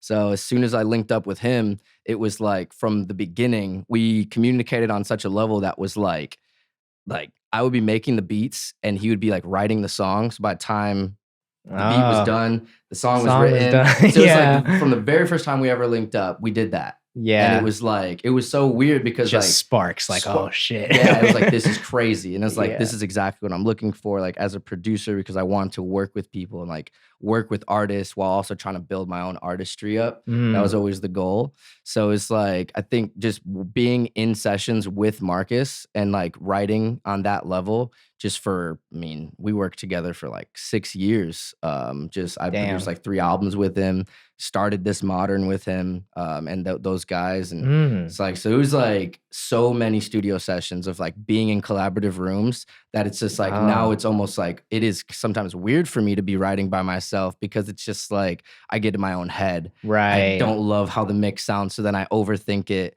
And then I'm like working on the same thing for 7 hours and I'm like, I hate it. You know? Yeah. Like, oh, wow. Yeah. So you really like worked out that muscle of collaboration. Yeah. I feel like that's like definitely what that is like the more you do it, the more you're in that environment and like exposing yourself to like other people's ideas and stuff is like, yeah, it's just like the easier it becomes. Absolutely. Sure. No, that's exactly what it is, man. And I found that like, this is something that I realized about myself kind of early on, that like I enjoy being of service to others, especially in creative fields. Oh, okay. So like helping Danny write his music, helping Marcus write his music, you know, promoting other people, even starting this podcast is some sort of like way of, you know, shedding light on people that I respect and like look up to, you know what I mean? But it's kind of like, I don't know. It's like, there's always been that weird vein of like, when I feel the most successful and I am the most successful and feel the best about what I'm doing, it's when I'm helping someone when you're else. helping. Yeah. Oh, wow. So I think that's also like something that's helped me in the studio because I always like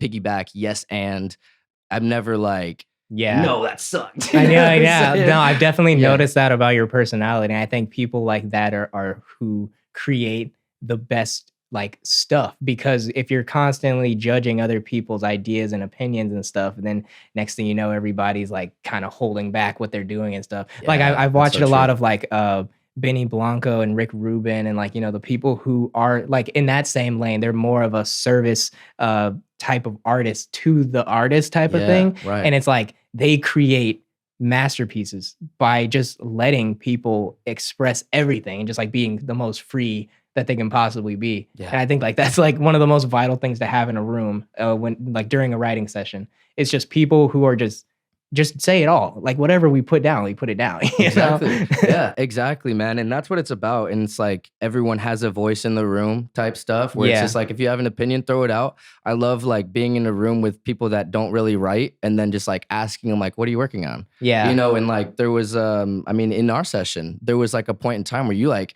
kind of on the other side of the room, just like, you know, in your notes, is doing your thing, working something out. And I'm like every so often I kind of hear some like little melody. I'm just like, I'll just let him cook. And then just like 20 minutes in, I'm like, hey, Tony, you want to show us what you got? Like, boy, do I. Exactly.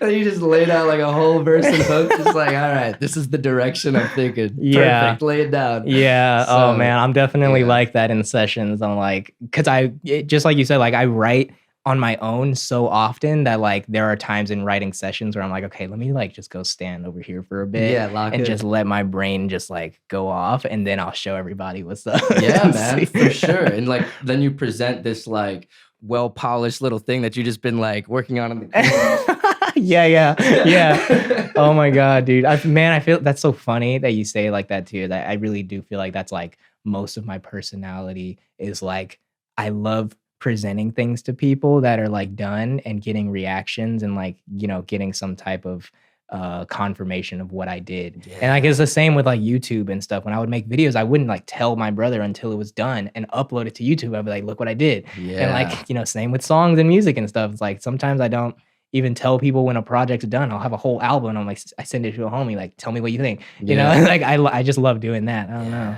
Wow. No, I mean, and there's something to that about like not like talking about it, but like being about it. Yes, you know? yes. Oh like, man, it's like so easy to say, oh, I'm gonna do this, I'm gonna do this, I'm gonna do that, and then just like you do none of it, and it's that's like my nightmare.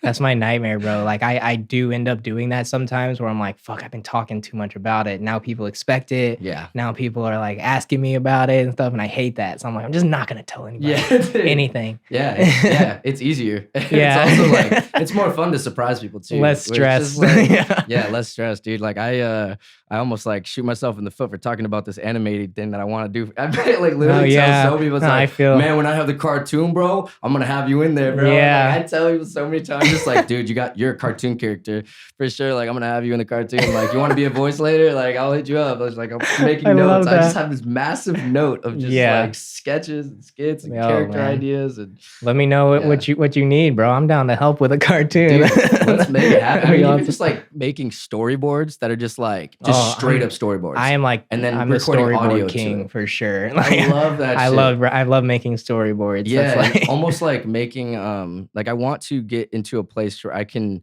do like animatics in a sense, where it's just like basically audio is pretty, dialed already, and then it's just like storyboards on top of that audio. Yes, that's like that's exactly how I do it too. Perfect. So yeah, that's the best method, because I feel like when you hear it, you can better like close your eyes and picture what the video looks like. Exactly. And you can just listen to the whole audio and see the whole thing. So then you'll be like, okay, that's what I know that scene's gonna look like. Let me draw it out. Yes. And you put it up. And then exactly, man. And getting creative with the sound design and the music. And I really like, I've had this idea for a while, but like almost like going in on like everything is DIY. Like there's no stock sounds, there's no like other people's art, like music in it. Like all the music is independent music that was created by like us or like the team, like people that are like, within the squad. Yeah. And then like all the sound effects are like practically done or with your mouth. Yeah. So it's just like, you know what I mean? So there's like no stock sounds. So it's like everything is 100% original. And like we basically create our own sound library with our own sounds and then use those throughout the series. Dude, I love that. I'm so obsessed with watching people create sound design for like video games and stuff. And like they'll like step on ice to like make snow sounds. Dude, and stuff. yeah. I mean, just the other day, Danny and I are working on that Orange Street thing. He showed you that, right? The Orange Street thing. Was that the oh no, I saw something else. So Danny is intro, basically right? yes, the intro. Yeah. So okay. Intro. Yeah, so that intro. So Danny's starting a company, is Orange Street. So it's basically Orange Street Media. It's going to be the new production company. Yeah, love that. Which is awesome. And so I'm helping him with that whole thing, started up. And so I made the logo and we made the animation for it. And he had this idea to do like basically like a slurp sound and then Yeah. And I was like, oh man, I fucking love that so Iconic, much. yeah. Dude. I was like, dude, we need to do that. That's some A1 branding right there. I was dude. like, dude, fuck yeah. So we came up with this concept and he was looking up sounds on Splice and I hear him going through like slurp sounds. I'm like, dude, what are you doing? He's like, oh, just looking up like a slurp sound, like just like, put it in and maybe we can like animate to that and then change it later. I'm like, no. We got to do this. You got to do it yourself. ourselves. Like, I was like, no. Let me get you a glass of orange juice. And I grabbed that's what straw, it was. And then we actually videoed him doing the sound effect. That is the final one for the intro. No way. That's so good, man. So that's so good for the origin story. Yes, dude. I told him, I was like, bro, you need this for the future. Yeah. You you can go back and be like, that's actually my voice. That's my slurp. Yeah. That's my slurp. No, that's so iconic, bro. I love stuff like that. There's this book that I read called I believe it's called Atomic Branding. Ooh. Ridiculous book. It like goes into every like major brand who's ever done like extraordinary things, from like McDonald's to like H&M, Coca-Cola, whatever. And they go through like all types of stuff like that. Like you have to create iconic things and iconic moments. Like your logo itself has to be iconic. Absolutely. It's Absolutely. Like so many details into branding. Dude, it's crazy. I mean, because one of my first loves before it was really music was graphic design. And so it was like 2009. I was like in love with it. I wasn't too big on like pen and paper arts as much as I was like digital art from the beginning. Mm-hmm. So it was like when I was able to do that with Danny, it's like, man, I'm so excited. I'm gonna make us like a whole like branding set. And just like here's our like style sheet. Just like here's the hex codes. Like we even like went back and forth like this screen or this screen. Yeah. And they're like basically the same. Stuff like that's important, dude. And it's like, but what does it look like on a black background? But what does it look like on a transparent background? What does it look like on the video? It's like you got to think of all that stuff. It's so important, dude. Yeah. And I feel like that's like so important even to just being an artist in yourself, like even though like I'm an individual as an artist, like I'm still a brand. Yes. So like Absolutely. every aspect of my like personality, to the sound, to like the instruments I hold, the clothes I wear, like everything is a brand, the same as that. Like, it's got to be memorable. People got to be able to look at your brand and know exactly what they're seeing. You know what I mean? Yes. They need to be able to identify it and know exactly what they're getting. Yeah. You've shown that in all of your endeavors too, because it's like the TonyVToons, you got the little guy, you got the character, you got the cookie, you know, you know, that whole, you have things that are like part of like the lore of TonyVToons. Yes. And then it's like Tony22, you have the ragdoll, you got, you know, the stuffies, and you have, you know, Earth Boy. Like these are like things that are part of like the lore of Tony22. Yes, exactly. Yeah, That's the whole story. That's the brand. And like, that's what I want people, you like when I do a brand, I always think like, what do I want people to think when they see me? You know, and then put yourself in the perspective of the consumer and be like, what would I think if I saw this? You know what I mean? Yeah. So it's a lot of that. And I feel like there's a lot of times where like I slack on that, or I don't even know who I am sometimes. So I'm just like, well, like what the fuck do I wear? Is this my like usual outfit? Is this what people expect to see me in? Wow. And it's like we're brands even outside of like you know, entertainment and stuff. Like our friends are brands. You know, when you think of Danny, you have a specific like person you think of, an identity, the way he laughs, the way he talks, the way he sings and stuff like that. Yeah. And it's like everybody, you know? That is so crazy though. Yeah. Yeah. I mean, I guess I didn't even think about it on that level. Like anyone, even if they're not like an entertainer, like they all have like a brand to them. Yeah. Everybody has a brand. There's like something to learn from that, dude. And I feel like that's like one of the most important aspects of like being a successful artist, not just being an artist, but like actually being a successful one. Yeah. And that's the part that people miss the most. It's like they don't care about the brand. They don't care if they have a logo or not. They'll wear just fucking whatever. You know? Yeah, no, and something that you've talked about in the past is you've kind of put it in like a sense of like this is like the formula, you know, and you've done things that are very formulaic where like this works every single time I do it. So it's like, why would I do it a different way? Yeah. So it's like I just kind of want to talk about like finding that formula in all of your avenues, because you found the formula in TonyVToons, you found the formula in Tony22. Now you're applying that same formula to Buffalo Farm. Yeah. So See, now that's the perfect way to segue into the Buffalo Farm origin story, because it does have a lot to do with like, I've learned everything that I feel like I need to learn to jumpstart an artist, but it was impossible to go back and jumpstart Tony22 when I've already had the start. I've already had the origin story. People already associate me with, he was a YouTuber, he did Earth Boy, the stuffies, the cookies, like people already like know me.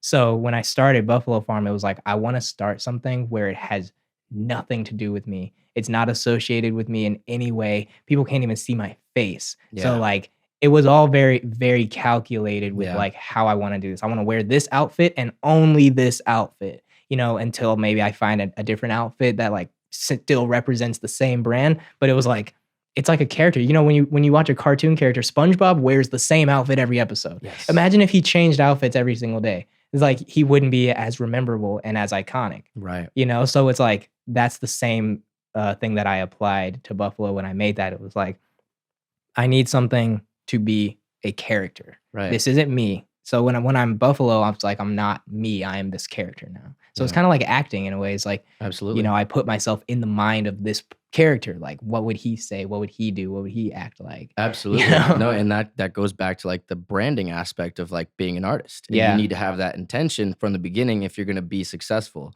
And that's like such a big thing that you were able to have the success as an artist, to know that that needs to be in place before you even get going. Yeah. And then the path to success is a lot shorter if you already have those things in place. Exactly. Which is nuts, because you're able to blow Buffalo Farm up so much faster than you were in 2022 because of that previous experience. Yes. And like I also like how you said it's kind of like acting, because I do want to talk about like almost like those skits and stuff that we started acting in with Danny and shooting like the marketing stuff that you posted on TikTok for Buffalo Farm for the new songs. Yeah. I feel like even that type of stuff plays so well into the branding and the mystery of Buffalo Farm that it's just like, that's such like, that's crazy. You know what I mean? Yeah, exactly. I feel like I've been so I feel like I've been so passionate about Buffalo Farm lately, because it's bringing back the same like wonder and the same like fictional world that I feel like I lived in as a kid making stuff. It was like,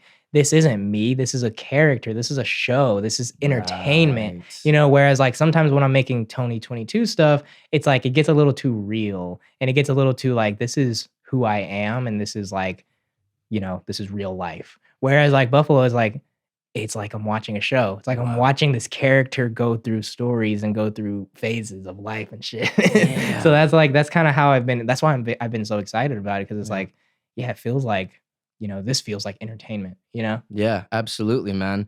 And it's like it almost gives you a little bit more of a free feeling when you're making it, because it's like I can be not myself. Yeah, Yeah, it's just exactly. Like, it It's allows you like- to like release a little bit versus like feeling like, oh, I need to make music that talks about my life specifically, Yeah. or like things that like fit the brand of 2022. Exactly, It's like flex a different exactly. muscle I can altogether. kind of flip flop between like what emotion I'm feeling that day. It's like, am I pissed at the government? Am I, am I feeling emotional? Like, what's happening? So I can kind of just like choose who I want to be for that day and just kind of do that, it's kind of like acting. That's why I said, like, it definitely feels like I've just kind of displayed characters like Super Smash Bros, and I can just kind of pick who I want to. Yeah. Choose your character. Yeah. Buffalo. Yeah, like that's yeah, that's Dude. definitely what it feels like, man. Hang on. That's a sketch idea. That's a little skit idea, Yeah, dude. it really just like is. you coming in and just like have like different hair, like Dude, yeah. the cookie Oh my- shirt on. you know, Bro, like- me and my girlfriend like joke about it all the time. She's like, what if you just keep creating more personalities? She's Yeah. like, what if one like you have a wig on, or one like, you paint your face, you're just like you are the label, but all the artists are just you and shit. And I'm like, man, that sounds tiring, but but also hilarious. Yeah, for sure, dude. Do you keep up with like the comedy world and like have you heard of like Adam Ray? Adam Ray? Oh no, I don't think so. Okay, so there's a comedian, Adam Ray, and he's like does a lot of impressions and stuff like that, and he does like Dr. Phil character, and like he like Oh, have you seen him? I do know Yeah. the Dr. Phil guy. He's always on Kill Tony, Yes, right? exactly. Yeah, He's always on yeah. Kill Tony. Yeah, but that's what that reminds me of. Just like because he does all these different characters. It's like when he's in that character, he's like locked. Oh, in that he's character. in. Yeah, no one can break him out of that Yeah. character. It's crazy. Yeah, it is. I respect that so much, because like acting is like really hard. Like, I mean, at least for me, like there's a part of me that doesn't like to pretend, and I feel like weird when I'm doing it, when I'm acting.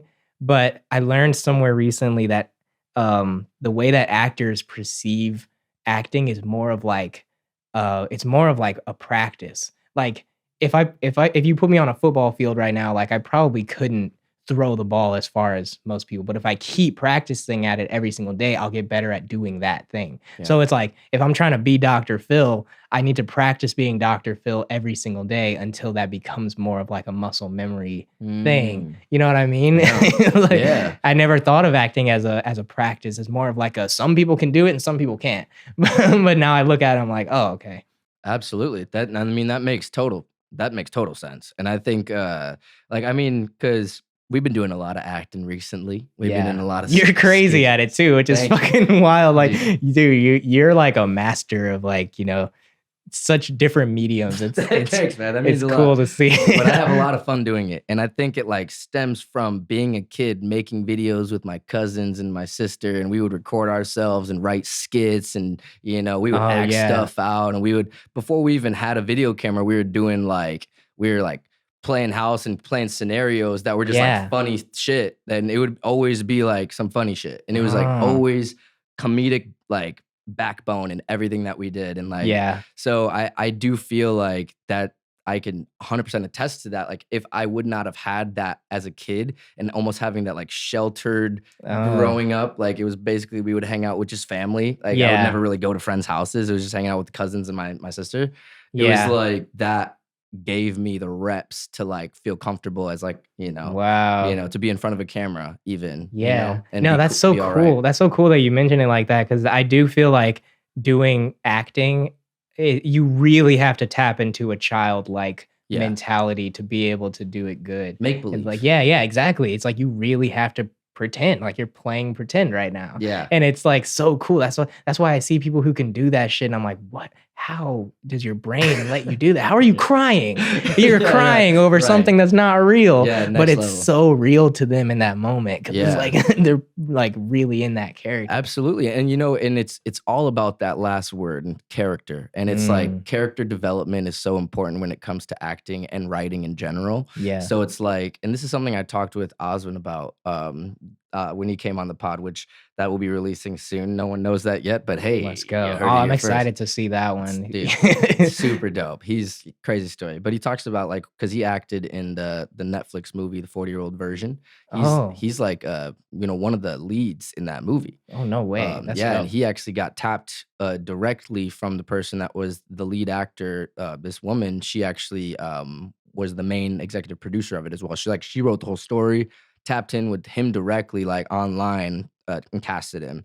Didn't even like audition anybody else for the role. It was like, we just need you to come in, read a few lines, and then if like fits out, then let's do it. That is sick. Crazy. But he talks about that process and how that like going through that, he could see like so much went into it, and he was able to learn from that lady who's been in the industry for a little bit about character development, and that embodying the role is not about being told what to do. It's about being given a script and then being able to create how that character says those lines. So it's just like, when they come into a room, what kind of energy do they bring? When they're talking to someone, what kind of tone of voice do they have? Right. How fast do they talk? Do they look at people in the eyes when they talk? Do they have anxiety and kind of shy, Yeah. And it's like all these things. So many details. So many little details, but like if you think about those things and you basically like make like a bullet point list of like, attributes of this character, who this person is. It's very much easier to get into that mindset of like, okay, well, that's who it is. And I think that's something that like when we do these sketches for like Zach and whatever, it's like, it's really important. Like Danny and I have a really like we're really focused on pre-production. Every time that we do something, it's like we talk about it first, and it's like, what are we shooting? Why is this a good idea? What's like, whatever. And then we like maybe even make little rough scripts just because it's better. It always ends up better. Yeah. But it's like, so in that process of pre-production, that's when you have those conversations about character. Oh. Where it's just like, who is this guy? It's just like the guy that's showing shitty music, He's got the voice like this, you know what I'm saying? Yo, what up, Futuristic? It's your boy, you know what I mean? It's like, exactly. It's like, and then like the photographer, it's like, all right, guys, and like, all right, it's like the homie is like, you can change your voice and embodies different characters based off of like how like who this person is. Yeah. Versus like what they're saying. That's so crazy, dude. Like I feel like that's so real to like real life too. Cause like you look at anybody who and like you can impersonate people, So it's like it would make sense to like when you're creating a character, like everything from like how nasally is their voice to like do they like walk more hunched over or not? Like everything is an aspect of like just kind of emulating reality in a way. It's mind blowing. Yeah, dude. And I mean, as I was looking through a lot of your videos, I watched so many TonyVToons videos today. It was awesome. That's so cool, dude. I seriously appreciate the deep dive because like that's really awesome, dude. It was great. It was funny too because I was like able to see like the kid version of you, and like I was still laughing at some of the shit. I was like, that was really funny. It was like little things that you would like bake into the shit too. Like this is like on the, I think it was the Five Nights at Freddy's one. It was like just like the tabs on the top. It was just like music, like, movies, porn, more porn. It's like you could tell this was a 13-year-old boy. Like there's like little things. It's like maybe like walking into a room and like a poster that says like Tony's cool. Tony is cool. Yeah, I was just like, this is funny. It's so funny. That's comedy right there. That's comedy. But I was gonna say like even as a kid, like there would be times where you'd be telling a story about like going to school or ditching whatever, and like you would play these roles of like your teacher or like some kid in the hallway and be like, "Yo, you got some eye drops?" Yeah. It's like, good luck with your allergies. He didn't have allergies. Yeah.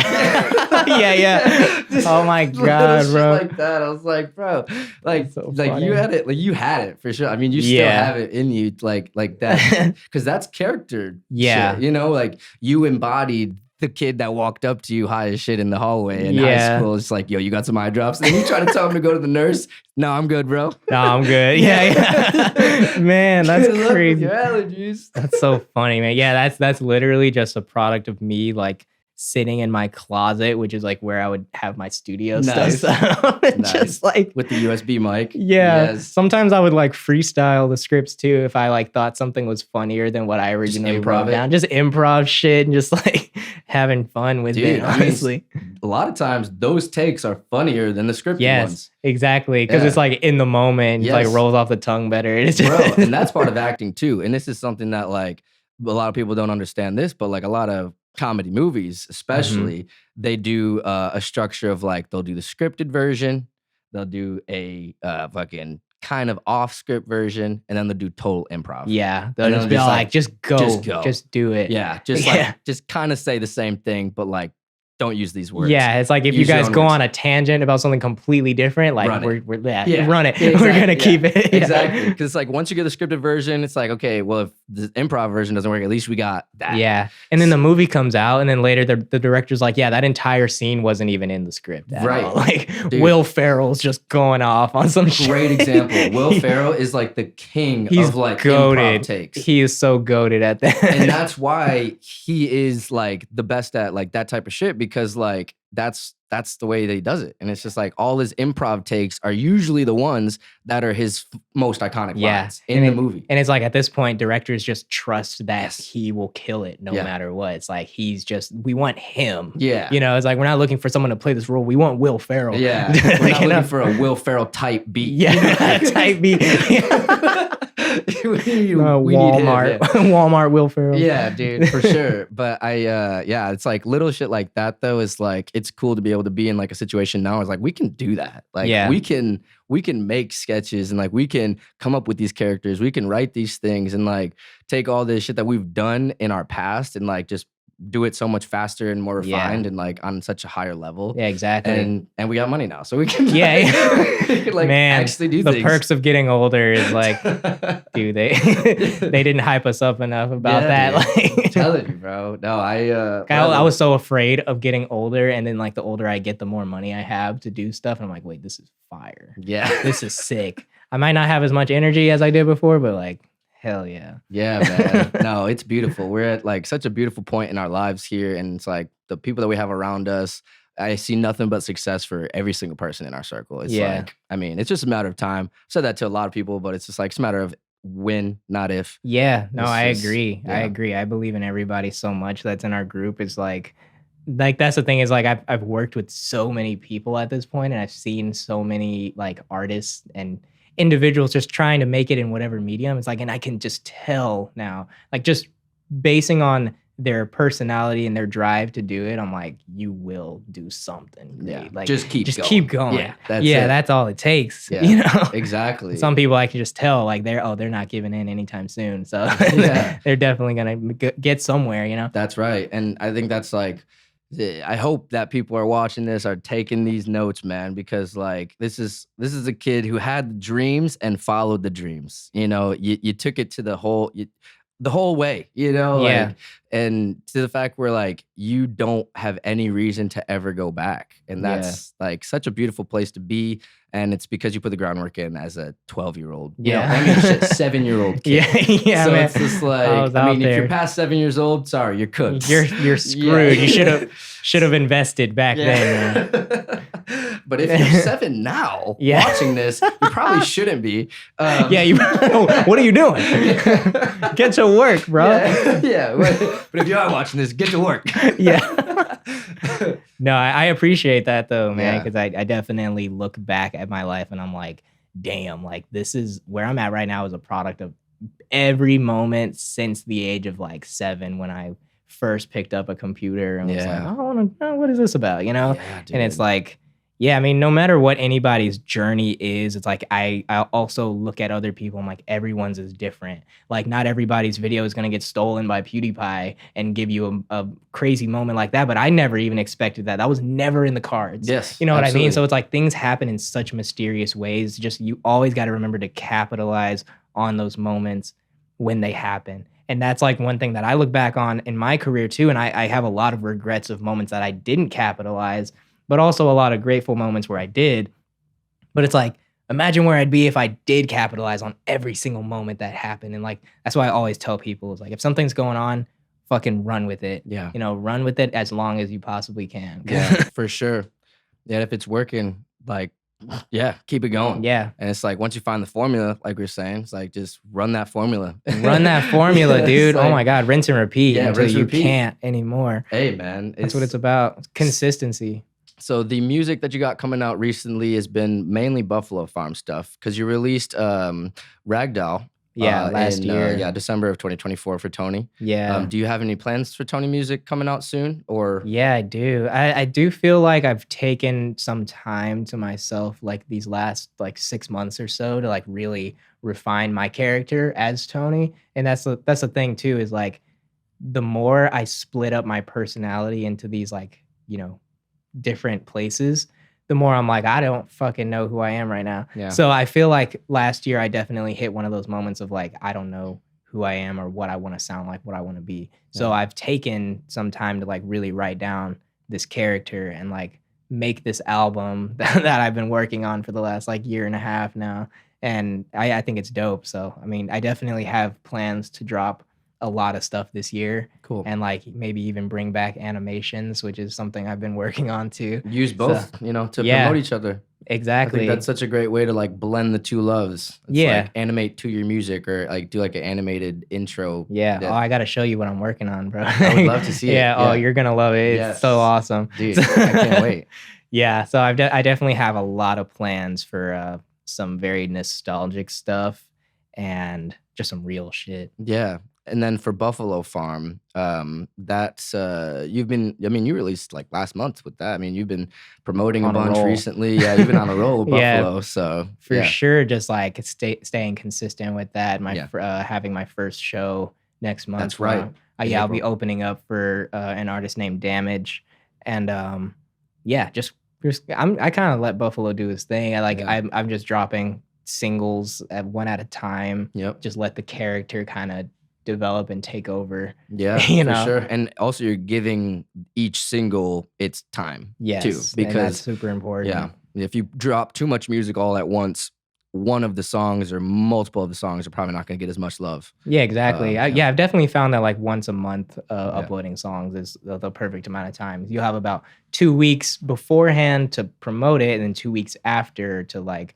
really people push to it, push people to it. And then by that time, it's time for a new one. Right. So it's like don't stay on one thing for too long either. Like that's something that definitely has ruined people. It's ruined me a couple of times too, and like you know lessons that I've learned from for sure. Yeah. Like don't stick to one thing that's working for too long. You know. Yeah, absolutely. Yeah. I mean, that's why Buffalo Farm started.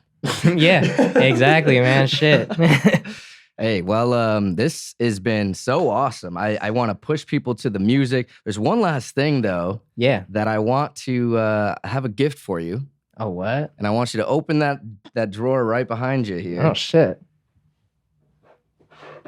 And this one's for the OG fans. Yo! Go, baby. We're doing this on camera? I want you to give me one last, hey, guys. Hold on.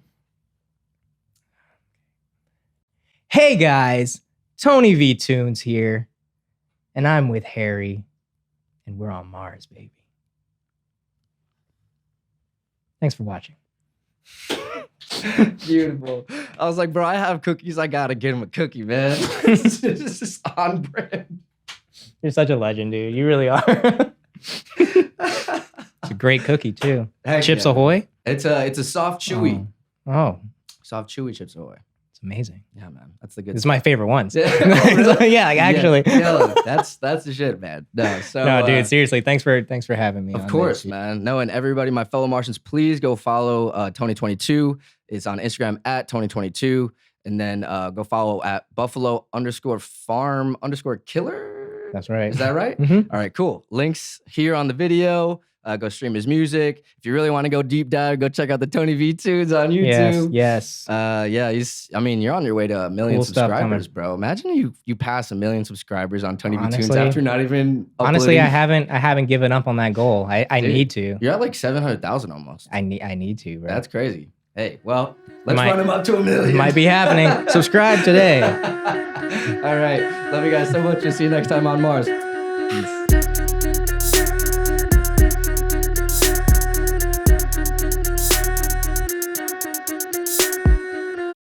Hey guys, thank you so much for tuning in and watching this episode of the On Mars Pod and for sticking around to the end, man. I really appreciate you guys. You are the real Martians. Like this video, comment below what your favorite part was, what was most inspiring to you. Subscribe to the channel, hit that bell for notifications here on future interviews coming out soon, and also follow us on Instagram at On Mars Pod. Love you guys so much. We will see you next time on Mars.